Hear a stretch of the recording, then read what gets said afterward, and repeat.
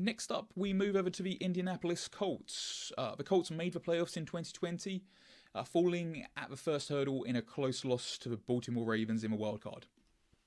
They go into this year's draft with 6 picks overall, including the 21st overall, the 54th in round 2. They have no compensatory picks, no picks from other teams, and they don't have their third rounder, that's with the Philadelphia Eagles. Now that pick is with the Eagles because the Colts traded for Carson Wentz in the offseason. After Philip Rivers decided to call it a day, the Colts shipped this pick, as well as either a first or second next year, depending on Wentz's playing time. It was a move that personally I'm not a huge fan of. In my view, the success that Wentz had in 2017 was statistically misleading, and fundamentally he's never been an elite player. Stephen Rose wrote a great short article on this at the end of last year. I think it's on For the Win. Go and check it out. There is the counter argument that Frank Reich can get the best out of him. He was the offensive coordinator in Philly for Wentz's first 2 seasons. But if you look at any of Wentz's games from the last year, 18 months, you think that Reich would have to be a miracle quarterback whisperer to get a decent performance out of him, let alone something elite. I'm a Wentz doubter, but hey, look, it's what the Colts are going with this year. So moving on to Indianapolis' needs. I've been a fan of the majority of their front office work over the last couple of seasons. They've drafted really well and built a core of young, decent talent. Aside from 2 or 3 big contracts, Kelly, Buckner, and now Wentz, they've basically built a playoff team with a strain and have capacity for pretty much any free agency moves that they could want to do. With that said, they've been quiet in free agency so far. They've bought in tackles Julian Davenport and Sam Tevi, but the position actually still remains a need, especially on the left side, and all the more after the retirement of Anthony Costanzo at the end of the season.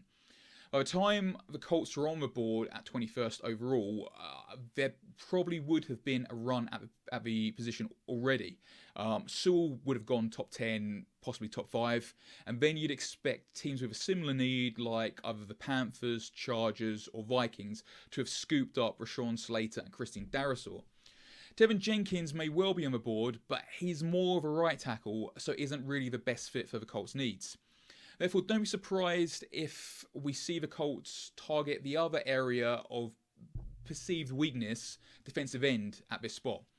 Quaddy Muhammad and Tyquan Lewis aren't elite, and the Colts could certainly upgrade here. I've seen a lot of mock drafts taking Zaven Collins, but I think that Miami's Jalen Phillips would be the perfect pickup here if still available. With this pick, the Colts could then head into day 2, targeting left tackle, and this is where a player like Liam Eichenberg, Dylan Raduns, or Walker Little could be the pick, with all of those guys comfortable playing on the blind side. Now, as for the rest of the offense, Indianapolis obviously have Carson Wentz at quarterback, with last year's 4th round pick, Jacob Eason, backing him up. The running back group is arguably one of the most deep and dynamic in the whole league, so nothing to be done there. I'm not 100% sold on their receiver group. T.Y. Hilton is obviously talented, but he does play hot and cold. Michael Pittman Jr. showed a lot of promise in his first season. But outside of those guys, it feels like there are a lot of average names on the roster. Now, this may sound a little harsh, and opportunity may have something to do with it as well, given how the Colts like to use their talented backs. But if they could find a receiving gem on day 3, then that could certainly elevate this offense. Elsewhere, look for this team to pick up depth at cornerback. I talk about cornerback so much on these videos that I'm not going to go into it too much here. Don't see it happening in the first 2 rounds, but ultimately they might need to start to look at the longer term picture after they move on from Xavier Rhodes. And that's the Colts.